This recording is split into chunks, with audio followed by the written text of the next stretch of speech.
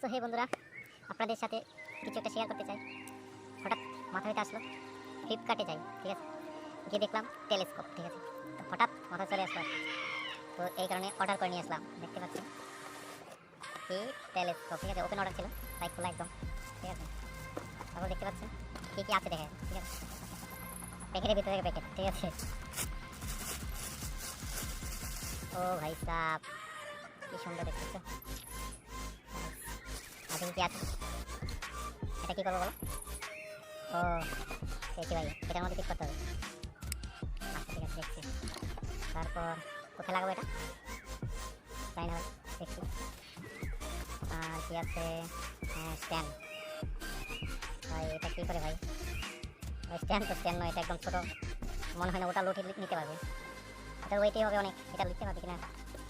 আর এরকম মেন কি লেখা আছে ঠিক আছে পরে তো দেখাচ্ছি কীরকম দেখায় এর মাধ্যমে, ঠিক আছে।